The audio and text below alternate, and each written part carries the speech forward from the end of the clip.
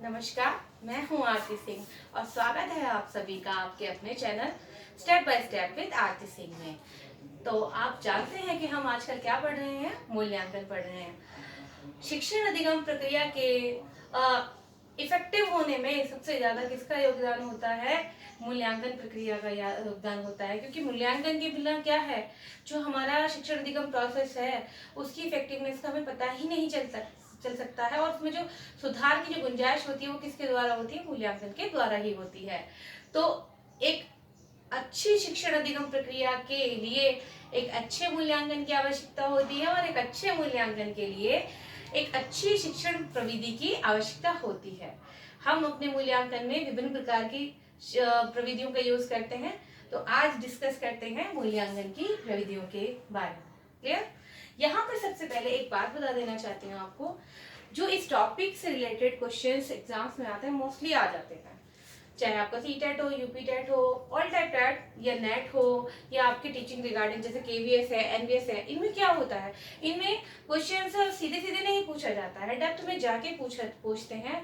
उस कंसेप्ट की नॉलेज आपको है या नहीं, चीजों को घुमा फिरा के पूछा जाता है, ताकि आपका मेंटल लेवल जांच सके, वो आपकी लॉजिकल जो एप्टीट्यूड है आपके अंदर वो जान सके।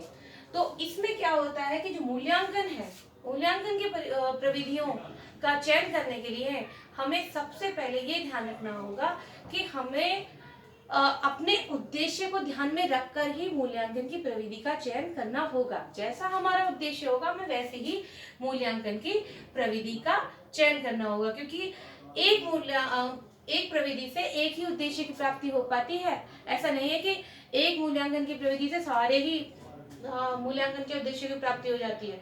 तो इसलिए हम क्या करते हैं, टाइम टू टाइम अलग अलग प्रविधियों का यूज करते हैं। तो स्टेप बाय स्टेप आपको बता देते हैं कि किस टाइप की प्रविधियां हैं और क्यों इनमें से ऐसे क्वेश्चन निकाले जाते हैं कि पर्टिकुलर उद्देश्य के लिए किस प्रकार के मूल्यांकन की प्रविधि का आप यूज करेंगे। चलिए स्टार्ट करते हैं। मूल्यांकन की प्रविधियां, सबसे पहला है आपका रिटन एग्जाम, यानी कि लिखित परीक्षाएं। लिखित परीक्षाएं दो प्रकार की होती है मुख्यतः। एक तो निबंधात्मक,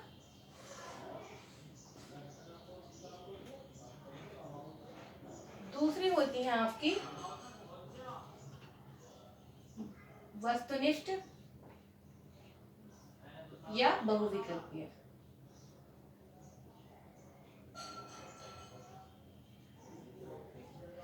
इन लिखित परीक्षाओं में बच्चे की बहुत सारी मानसिक योग्यताओं का आकलन या उसका मापन किया जाता है।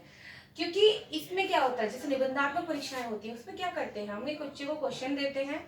जैसे फॉर एग्जांपल हमने आपसे पूछा कि आप टीचर क्यों बनना चाहते हैं, ठीक है, या आपका ड्रीम क्या है, तो बच्चा लिख देगा कि हाँ मेरा ड्रीम एक टीचर बनना है।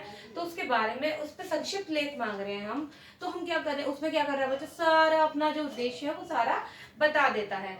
इसमें क्या होता है, उसकी जो लेखन क्षमता है उसका भी पता चल जाता है कि उसकी स्पीड कितनी है, उसकी लेखन शैली कैसी है, उसकी जो व्याकरण क्षमता है भाषा संबंधी वो कैसी है, वो तर्कपूर्ण चिंतन किस क्षमता तक करता है, किस स्तर तक करता है। ठीक है, तो ये सारी चीजें किस किस में आ जाती है, निबंधात्मक प्रश्नों में आ जाती हैं, यानी कि निबंधात्मक प्रश्न जो लिखित परीक्षाओं में दिए थे उनमें। दूसरा है, ये एक दूसरा प्रकार है इसका वस्तुनिष्ठ, यानी कि ऑब्जेक्टिव टाइप्स पेपर जो क्वेश्चंस होते हैं वो भी हमारे किस में आते हैं, लिखित परीक्षाओं में। जैसे कि वन वर्ड आपसे पूछा जाता है कि आप किस देश में रहते हैं, तो भारत, एक पर्टिकुलर आंसर तो आपने दिया ना, रिक्त स्थान है, वो सब किस में आ जाते हैं, मिलान है, सब किस में आ जाता है, लिखित परीक्षाओं में आ जाते हैं। क्लियर? अब है आपका मौखिक परीक्षाएं। मौखिक परीक्षाएं, मौखिक परीक्षाएं कौन सी होती है, यानी कि ओरल एग्जाम्स जो होते हैं, यानी कि बच्चे की मौखिक अभिव्यक्ति को जानने के लिए हम क्या करते हैं, मौखिक परीक्षाओं का आयोजन करते हैं। इन मौखिक परीक्षाओं के द्वारा हम क्या कर सकते हैं, मौखिक परीक्षाओं के द्वारा हम बच्चे की चिंतन शक्ति, उसकी वाक क्षमता कि वो बोलने में कितना माहिर है, ठीक है, उसकी तर्कपूर्ण क्षमता, इन सब चीजों के बारे में जान सकते हैं। उसकी मेमोरी को भी काउंट कर सकते हैं, उसका भी मापन कर सकते हैं कि आखिर बच्चे ने कितना सीखा, कितना उसे याद है। ठीक है, तो ये क्या हुआ, मौखिक परीक्षाएं हो गई। फिर आता है आपका साक्षात्कार। साक्षात्कार में भी क्या होता है, एक व्यक्ति या एक समूह किसी सामने वाले परीक्षार्थी का क्या करता है, इंटरव्यू लेता है वार्तालाप के माध्यम से, है ना। क्या करते हैं हम, डिस्कशन ही तो करते हैं इंटरव्यू में बच्चे के साथ। तो वहां पर क्या है, जो इसमें चीजें होती थी वो ही इंटरव्यू में भी हो रही हैं। इंटरव्यू में इंटरव्यू लेने वाला परीक्षार्थी से विभिन्न प्रकार के क्वेश्चन करता है और उससे जानना चाहता है कि वो उस पर कैसी प्रतिक्रिया देगा। उसकी प्रतिक्रियाओं में से ही वह नए क्वेश्चन को जन्म देता है, नए क्वेश्चन पूछता है, वह फिर उनका आंसर करता है। कहने का मतलब है उसकी लॉजिकल एप्टीट्यूड उसके अंदर कितना है, तर्कपूर्ण अभिक्षमता उसमें कितनी है, ये जानने के लिए भी इंटरव्यू लेता है। ठीक है, तो इसमें क्या होता है कि हमें सामने वाले बच्चे के अंदर एक तो स्वतंत्र अभिव्यक्ति की क्षमता का पता चली जाता है, उसके तर्कपूर्ण चिंतन शक्ति का भी पता चलता है, उसकी निर्णय लेने की क्षमता का भी पता चलता है। क्योंकि कई बार एट ए टाइम आपको ये बोला जाता है कि अगर आप ऐसा होता, अगर आप इस कंडीशन में होते तो आप क्या करते, तो वो क्या है, निर्णय लेने की क्षमता भी उसमें होती है। तो उन सब योग्यताओं को मापन करने के लिए हम क्या करते हैं, इंटरव्यू कंडक्ट करते हैं। अब आप हम कहेंगे कि मौखिक परीक्षा और साक्षात्कार तो बहुत हद तक सिमिलर है, हाँ बिल्कुल सिमिलर है, लेकिन यहाँ पर मोस्ट इम्पोर्टेंट जो डिफरेंस आता है वो मूल्यांकन के लेवल का आता है। क्योंकि जो मौखिक परीक्षाएं होती हैं उनमें ऑलमोस्ट क्या होता है, डिसाइड होता है कि इस टाइप के क्वेश्चंस पूछे जाएंगे। क्लियर, कभी कभी ऐसा होता है कि क्वेश्चन में से क्वेश्चन निकाला जाता है, जबकि इंटरव्यू में क्या होता है, मोस्टली क्वेश्चन में से ही क्वेश्चंस निकाले जाते हैं। ये हाई स्टैंडर्ड का होता है जबकि ये लो स्टैंडर्ड का होता है। हालांकि बहुत ज्यादा इनमें डिफरेंस तो नहीं है, लेकिन हाँ मापन मूल्यांकन के स्टैंडर्ड का इसमें डिफरेंस पाया जाता है। अभी तक का क्लियर हो गया होगा। अब चलते हैं नेक्स्ट, प्रयोगात्मक परीक्षाएं। जब हम किसी परीक्षार्थी के अंदर प्रयोगात्मक गुण यानी कि करने की क्षमता का मापन करना चाहते हैं तो हम क्या करते हैं, प्रयोगात्मक परीक्षाएं ऑर्गेनाइज करते हैं। इन परीक्षाओं में क्या करता है बच्चे से कोई चीज करके दिखाई जाती है, बच्चा करके दिखाता है एक परीक्षक को कि उसे कितना करना आता है। फॉर एग्जाम्पल ये कैसी कैसी परीक्षाएं हो सकती हैं, जैसे कि मैथ्स में, है ना, ज्योमेट्रिकल में आपकी ज्योमेट्री बनवाई जाती है, इवन ड्राइंग में आपको कोई वर्क करने के लिए दे दिया जाता है। तो ये सब क्या है, ये सब प्रयोगात्मक परीक्षाएं तो है। इनमें आपको कुछ काम दिया जाता है, उसे आप वो करके दिखाते हैं, है ना, आपको एक टास्क दिया जाता है, आप उसे करके दिखाते हैं।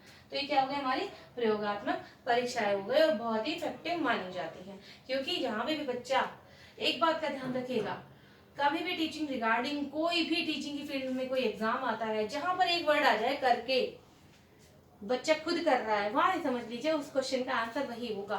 क्योंकि बच्चा जब कोई चीज करके सीखता है तो सबसे ज्यादा इंप्रेसिव और इफेक्टिव वो लर्निंग होती है। ठीक है, तो ये प्रयोगात्मक परीक्षाएं हो गई। अब है नेक्स्ट पोर्टफोलियो। पोर्टफोलियो क्या है, पोर्टफोलियो एक निश्चित अवधि में किसी परीक्षार्थी के विभिन्न कौशलों को प्रदर्शन करने की क्षमता है, उसका मापन है। फॉर एग्जाम्पल आप बीएड में पोर्टफोलियो की फाइल बनाते हैं तो आपके सुपरवाइजर उसमें क्या देखते हैं, क्या उसमें नोटिस करते हैं, क्या उसमें नोट करते हैं कि एक जो हमारा पीपल टीचर है, हमारा जो बीएड का परीक्षार्थी है वो क्या कर रहा है, वो हमारा छात्र अध्यापक क्या कर रहा है, जहाँ वो टीचिंग कर रहा है वहां पर वे कौन कौन से कौशल को कितनी कितनी मात्रा में कर रहा है। ठीक है, तो उसका ओवरऑल जो इवैल्यूएशन है वो किसके द्वारा किया जाता है, पोर्टफोलियो के द्वारा किया जाता है। अब है नेक्स्ट संचित अभिलेख सॉरी संचित अभिलेख, इन शॉर्ट हम बोल सकते हैं सर्वांगीण अभिलेख। किसी बच्चे के बारे में उसके शारीरिक, मानसिक, सामाजिक और उसके सांस्कृतिक और उसके नैतिक विकास के बारे में जितनी भी सूचनाएं हैं उनका जो संकलित रूप जो है वो क्या कहलाता है, संचित अभिलेख कहलाता है। बहुत बार बच्चे ये कहते हैं कि अरे अगर हम मैंने अगर इसकी कोई पेन चोरी कर ली है तो कौन सा मैडम को थोड़ी ना पता चलेगा, ये इससे कोई कुछ फर्क थोड़ी ना पड़ने वाला है। नहीं, आज के टाइम में जो स्कूल है वो एक विद्यालय के बाद में परिवार के बाद में विद्यालय का दूसरा सबसे ज्यादा महत्वपूर्ण स्थान है। क्योंकि जितना सेफ बच्चा एक परिवार में रहता है उतना ही सेफ उसे स्कूल में रखा जाता है, और जैसी शिक्षा उसे परिवार में दी जाने की कोशिश की जाती है उससे भी कहीं बेहतर उसे उसके स्कूल में देने की कोशिश की जाती है। तो वहां पर क्या करता है टीचर, विभिन्न प्रकार के कार्यक्रमों के माध्यम से, विभिन्न प्रकार की गतिविधियों के माध्यम से बच्चे के जो व्यवहार में जितने भी निरंतर परिवर्तन हो रहे हैं उनका वो कच्चा चिट्ठा लिखता है कि आखिर वाकई में बच्चे के बिहेवियर में कितना मॉडिफिकेशन हुआ। ठीक है, जैसे कि फॉर एग्जाम्पल वो एक खेल प्रतियोगिता ऑर्गेनाइज करता है, तो वहां पर वो क्या करता है, अगर किसी बच्चे को लीडर बनाता है तो उसके अंदर देखता है कि उसमें लीडरशिप की कितनी क्वालिटी है। ठीक है, फिर समूह में बच्चा रहता है तो उसके अंदर देखते हैं उसमें मैत्रित्व का कितना भाव है। जब एक टीम का दूसरी टीम से मैच कराया जाता है तो वहां पर वो ये जान लेता है कि बच्चे के अंदर मिलकर खेलने की भावना कैसी है या फिर उसमें प्रतियोगिता की क्षमता कितनी है। तो यहाँ क्या हुआ, बहुत सारी बच्चे की, और जैसे कि बच्चे का रिजल्ट आता है उससे पता चल जाता है उसको कि उसके अंदर कितनी मेंटल एबिलिटी है, कितनी उसका मानसिक विकास हो रहा है। तो ये क्या हुआ, संचित अभिलेख बच्चे का सर्वांगीण अभिलेख है। फिर निरीक्षण है, निरीक्षण यानी कि ऑब्जर्वेशन मूल्यांकन की सबसे सस्ती और सबसे ही एक कहें तो निम्न स्तर की भी कही जा सकती है, लेकिन बहुत सी जगह पे इसे उच्च स्तर का भी माना जाता है। ऑब्जर्वेशन, जैसे आप मेरे चैनल पे आए, आपने सबसे पहले क्या किया, एक ऑब्जर्वेशन किया कि मैडम पढ़ा रही है तो प्रॉपर वे क्या है मैडम को पढ़ाने का, क्या लैंग्वेज क्लियर है, क्या जो पढ़ाने का मेथड है वो क्लियर है, क्या जो मैम टीचिंग एड्स यूज करे क्या वो क्लियर है। तो आपने क्या किया, ओवरऑल क्या किया, एक इवैल्यूएशन कर लिया, किसके माध्यम से, ऑब्जर्वेशन के माध्यम से। तो इसी तरह से ऑब्जर्वेशन क्या होता है, मूल्यांकन की एक मोस्ट इंपॉर्टेंट प्रविधि के रूप में जाना जाता है, जहां पर हम क्या करते हैं, बच्चे का या किसी का भी मूल्यांकन करते हैं ऑब्जर्वेशन के द्वारा। कई बार आपने देखा होगा प्रयोगात्मक परीक्षाएं वगैरह होती हैं तो उसमें भी तो ऑब्जर्वेशन यूज किया जाता है ना। टीचर क्या है, उसमें बच्चा कर रहा है वो बात ठीक है, वहां पर भी चेक करता है, और कई बार बाद में देखते हैं कि बच्चे ने क्या बनाया, तो वो क्या होता है, ऑब्जर्वेशन होता है, यानी कि बच्चे की क्रियाओं का निरीक्षण करना, उसका प्रेक्षण करना। क्लियर, तो ये क्या हुआ हमारा निरीक्षण, ऑब्जर्वेशन। फिर है हमारा लास्ट निर्धारण मापनी यानी कि रेटिंग स्केल। किसी छात्र के उपलब्धियों को निर्धारण मापनी के द्वारा मापना, यानी कि उसे ग्रेड देकर उसे किसी ग्रेड से पुरस्कृत करना, उसे ग्रेड से परिभाषित करना, वो क्या कहलाता है, हमारा निर्धारण मापनी हमारी होती है वो। फॉर एग्जाम्पल बच्चों को स्कूल्स में A B C D grade मिलता है, क्लियर। तो उसमें हम क्या करते हैं, ए वालों के लिए हो सकता है जैसे सपोज कीजिए हमने डिसाइड किया 90 से 100% वाले बच्चे किस में आएंगे, ए ग्रेड में आएंगे। 80 से 90% वाले किस में आएंगे, बी ग्रेड में। फिर 70 से 90 वाले, ठीक है। फिर है आपके 50 से 70 वाले, ठीक है। और फिर ई है फेल बच्चों के लिए, ठीक है।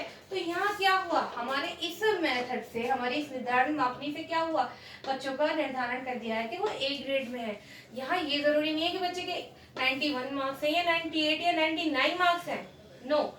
यहाँ पर मतलब है कि बच्चे को एक स्केल पर मापना। जैसे कि फॉर एग्जांपल आप थर्मामीटर ही देखते हैं तो उसमें क्या है, एक क्रम है, ठीक है, और उसमें क्या है, एक रेशो है।